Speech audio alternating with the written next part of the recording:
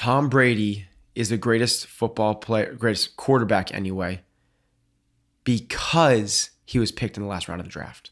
That's the reason it lit such a fire under him, that because he was, here's the story that I don't think, unless you're a New England Patriots fan, you probably don't know.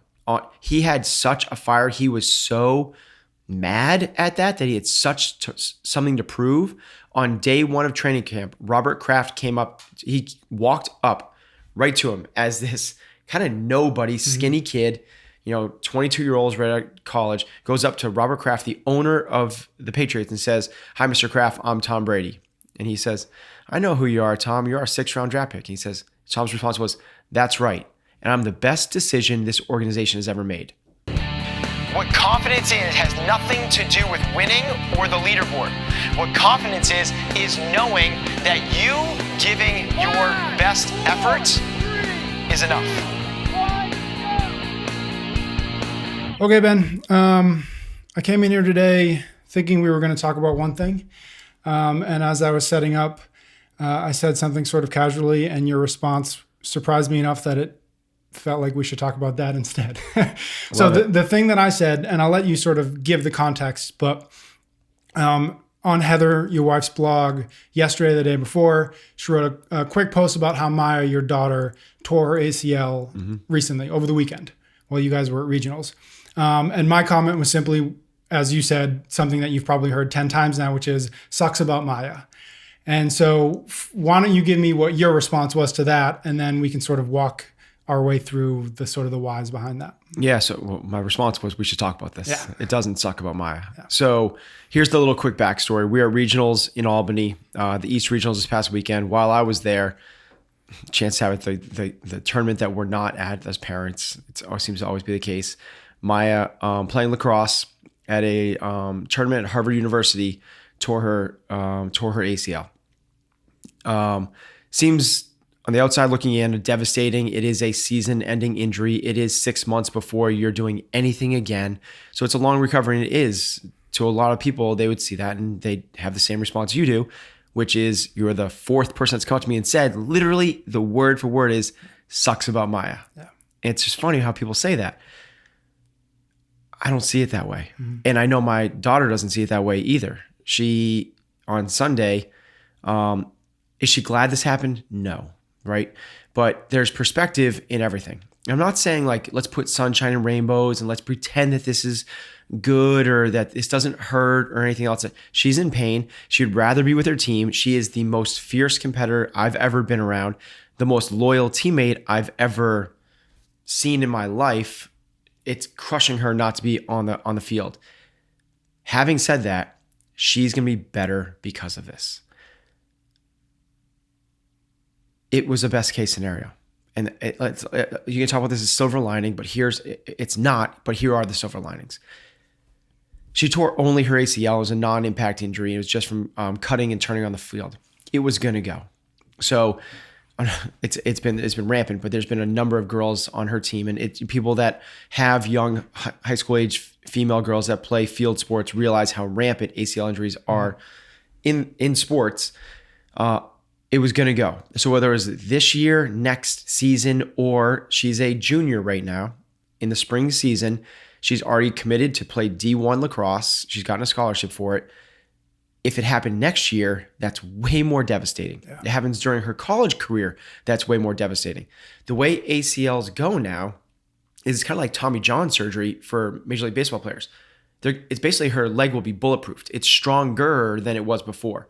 Where the ACL is a susceptible ligament, it now gets reinforced. Mm-hmm. So that leg will be stronger. The likelihood of her tearing her ACL in college goes down dramatically. That's a good. So the likelihood of her making it through her college career without a season-ending injury goes way up. Mm-hmm. Phenomenal. She's not going to miss any. This is at the end of this season. So she misses the tournament. She missed the playoffs. She missed a few games this year.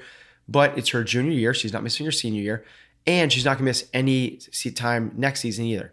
She will miss all of her field hockey season and half of her basketball season. She's a 3-sport varsity athlete and actually the captain of all 3 sports. She's a stud. So for that sake, it's not great. But here's the thing that's going to happen. One of her downfalls is that she's a 3-sport athlete. She's never been able to commit herself to just one sport. She, in a year and a half, is going to be going on to play Division I lacrosse. She needs to get better at lacrosse. This is going to provide her the opportunity to work on something that's been really her short game for a long time. She's really well conditioned. She's really competitive, and she is a phenomenal competitor. That's her strengths. That's why she got recruited. She's not the best stick handler. She's not good at lacrosse, part of lacrosse. She's going to be able to spend months now working on her stick handling. She's going to get so much better, not in spite of this injury, but because of this injury. She will be more prepared for her college career than if this never happened. This is a good thing. Now, people can look at me and hear that and say that it's crazy. It's a good thing. She's not unique in this. It happens across sports all over the place that people make huge leaps and bounds because of adversity, not in spite of it. We'll get back to Maya, but the first thing that makes me think of is something that you mentioned last year after meeting, I think it was meeting Brent Fikowski. So maybe if you want to kind of give us that story, because that feels very much in line with this idea. It's exactly the same. So Brent Fikowski, for those that don't know, he finished 4th place at the games this year. It was his rookie year at the games. The 2 years previous to that, he missed qualifying out of the West Regional by points. He was 6th place both times, and it was fractions. I was at the West Regional this year because I was coaching my athlete Cole Sager there. He dominated the West Regional this year. 1st place from start to finish. Never left the center lane.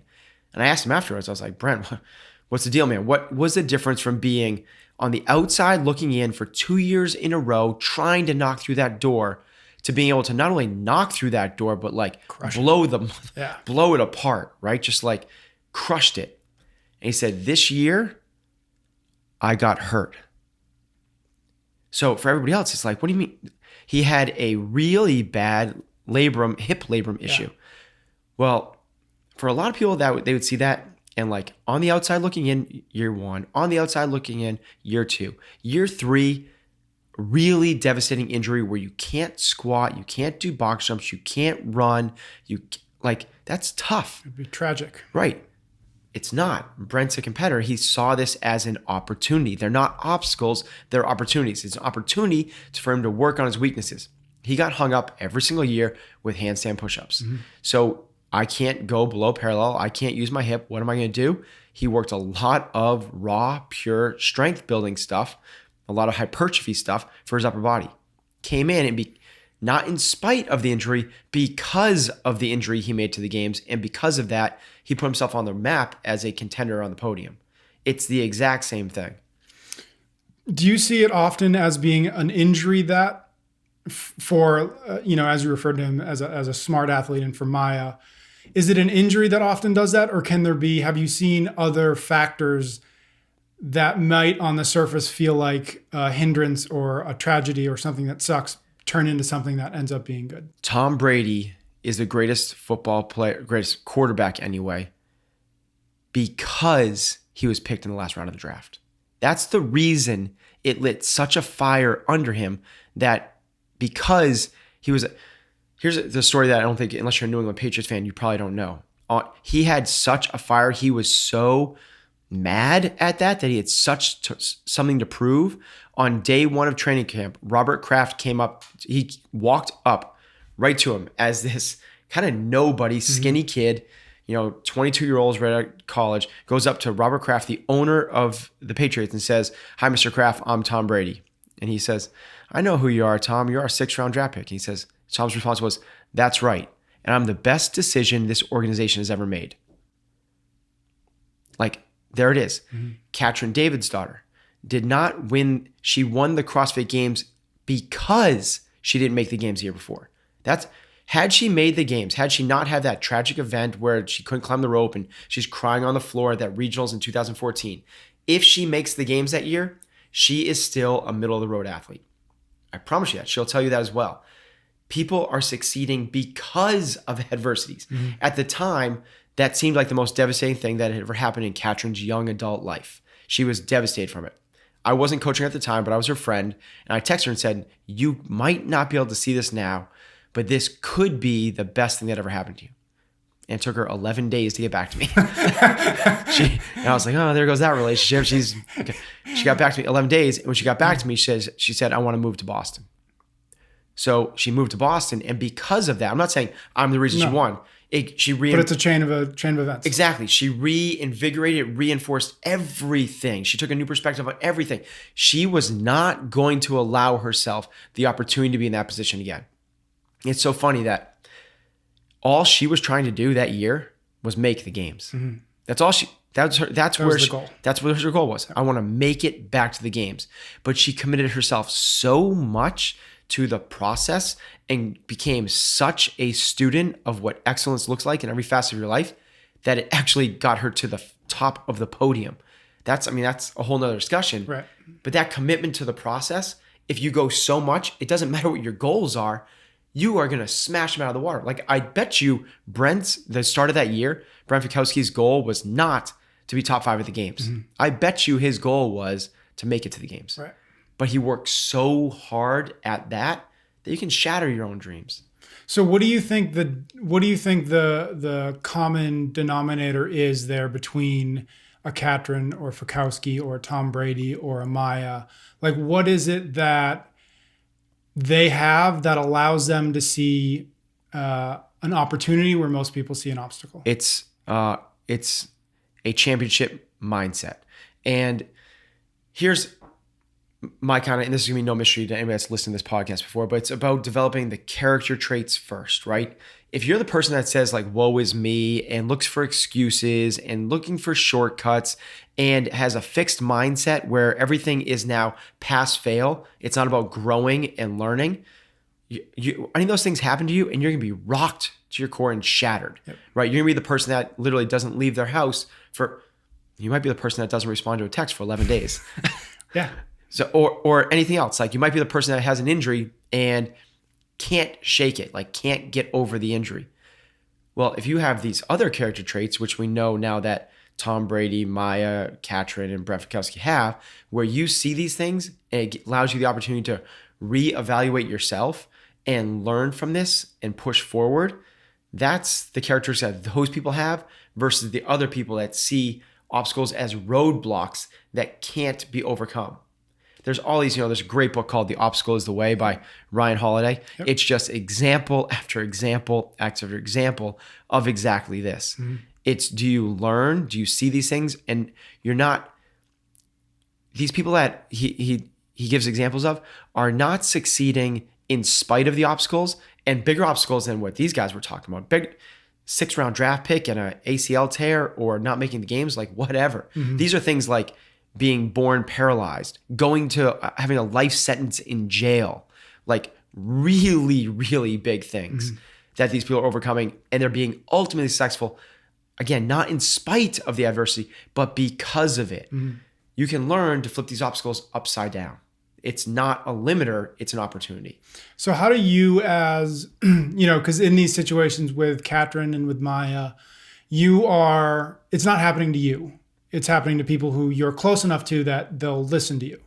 So how do you, as being in that position, how can you be helpful in and I think Katrin and Maya are the type that they didn't need you to remind them of these things. But like, let's say, for example, that Maya was or is, she's got a scholarship lined up, being injured your junior, like that's legitimately scary, for a lot of people. And it's what sort of prompts myself and other people saying that sucks, So how do you, in your position, again, assuming that Maya is not Maya, how can you be the person that lets somebody understand that this is the case and it's not the end of the world? I can't. ... in the immediacy or in the short term. Mm-hmm. Nothing's going to flip a switch overnight. I can't have a conversation with somebody and change it like that. Having said that, there's a really cool story. One of my athletes, Tori Dyson, who just competed at regionals this year, crushed it, did amazing. She was at Chipotle with Katrin, and another one of our employees, and the other employee, Christine, was telling me the story. And Tori's been with us long enough that she has the same mindset that we do. So they're at Chipotle, and this guy's trying to get ice out of the beverage dispenser. Yep. And it's not coming out. And he loses it. He like starts swearing and started yelling. He's like, "There's no ice. I can't." And he turns and he flips around and turns to Tori and goes, "I can't believe they don't have the ice." And she just looks at him. She's like all of 5 foot nothing. Yeah. Looks up at him and goes, "I think you have bigger issues than the ice." And he's like, and it like shocked him a little bit. And he's like, "Oh, yeah, I'm sorry. It's just, you're right. It was just the traffic on Route 9 getting here was ridiculous." And she goes, "I think there's bigger issues than the traffic on Route 9. And he had this like, who are you? This like, and he like this like really quick, like, I guess she told me like, you see this like internalization where he like kind of like he reevaluated his whole outlook on life in like 3 quick seconds and just kind of turned around and was like, "Thank you," and walked away. So Tori's been with us for the better part of this year. She joined with us early last fall, but that's what it takes a little while, unless you're Tori and can flip someone's switch in, 35 seconds. Yeah. It can take people a longer time to realize this, but I think it's just the drip, drip, drip, like the slow kind of like realizing a lot of stuff we've talked about on this podcast. Like these are things that you get to do. They're not things you have to do. Realizing the abundance in your life, positivity, having a growth mindset, like all the stuff that we talk about leads into these times when it's going to be challenged. It's really easy to have a growth mindset and be high fives and headbutting people and say, "I'm going to get after this," when it's a brick paved road, sunshine and rainbows and unicorns are living in your backyard. Like that's easy. It's when you tear your ACL that push comes to shove, and now can you do this? When you don't make the games, now can you do this? That's when it comes down to it. And what can I do in that short term? I don't think a whole lot, particularly if somebody already has that fixed mindset where this is who I am, this sucks. I'm going to come across as somebody that's just like preachy and, my word's going to fall on deaf ears. That's not the approach I would even want to put myself in that position. If I was a coach and somebody is a coach out there that's dealing with somebody in these situations, I would not start off with, here's what I learned. Here's what I learned from The Obstacle is the Way. Here's what I learned from, Stephen Covey. Here's what I learned from this podcast with Ben Bergeron. I'd be a supportive person. Yeah. I'd be there to show them that you care about them, but I would not allow them to, if they say this sucks, I wouldn't reinforce it. I wouldn't say like, "Yes, this sucks, Maya. This really does," which is different for me when I can remember back, it's something I regret. I can remember back when I was a trainer at a Globo gym and somebody like dislocated their elbow doing a curl or something like that. And I was on staff there and the person was freaking out. And I was like, "Oh man, that sucks." Yeah. And it's like, that's not helping anything. Like the person's like, "I know it sucks." So, I mean, you don't have to be like the positive guy, but you can't be the negative. You can't reinforce the negative. You have to be at least the neutral guy. At least the neutral, and then slowly work it in with little drip, drip, drips. Right. Yeah. As you were talking, I was thinking about, for whatever reason, again, because the regionals just happened, like a good number of guys went down with the ring, with pec tears. And for whatever reason, that just popped in my head. Like there are a handful of guys now who are literally in this position where they are coming out of this weekend and they could either think, "I just wasted a year," or they can think, "This is setting me up for something," whatever that something is. Yeah. So I talked to a couple of those guys. I talked to Chase Smith. I talked to Alex Vigneault, and had a really Chase Smith was a little bit more in the immediacy. Alex had it last week. Yeah. So when I talked to Alex, he was phenomenal. He was like, "I can't control this. Mm-hmm.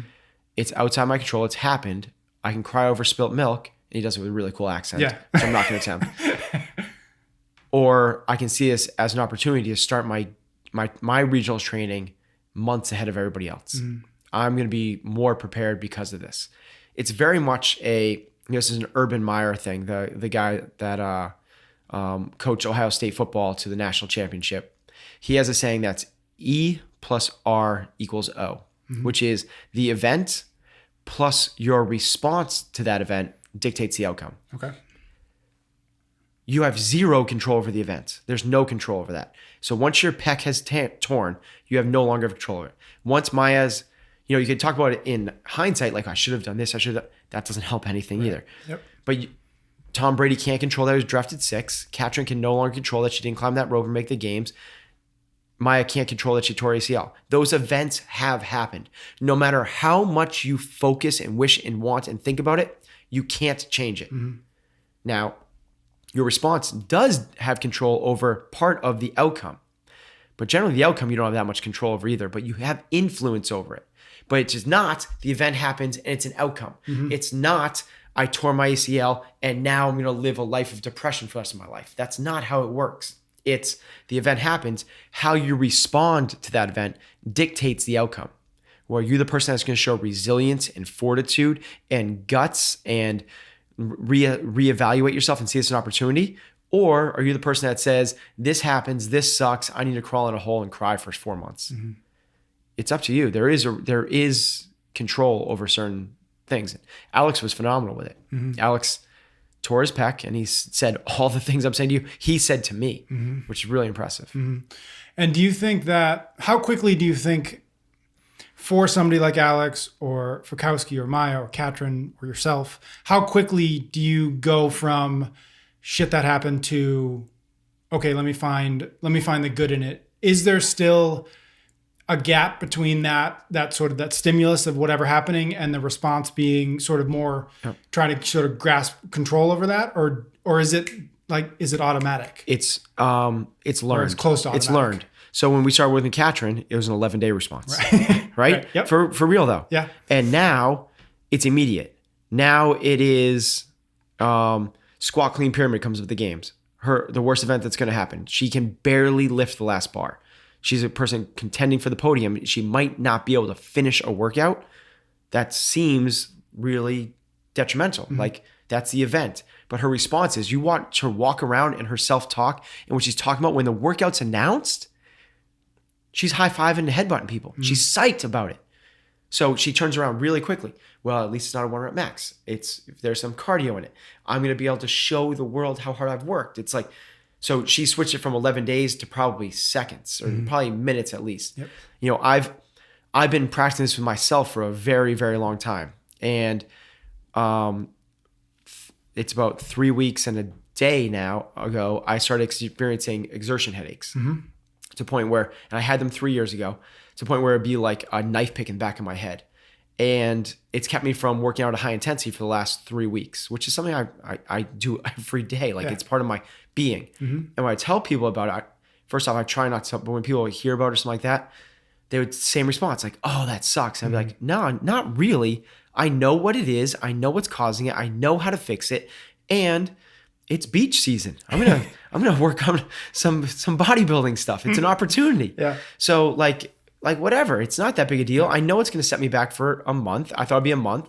Today is week 3 and 1 day and I'm back. It's like, it's not the end of the world. Like the sky is not falling. It's not like just a little bit of perspective on these things. Like in 5 years, is this going to matter? Probably not unless you have a really bad reaction to it. If you have a really bad reaction to it, it might. It could. Yeah. All right. Let's leave it at that. Cool. Thanks, Pat. Thank you.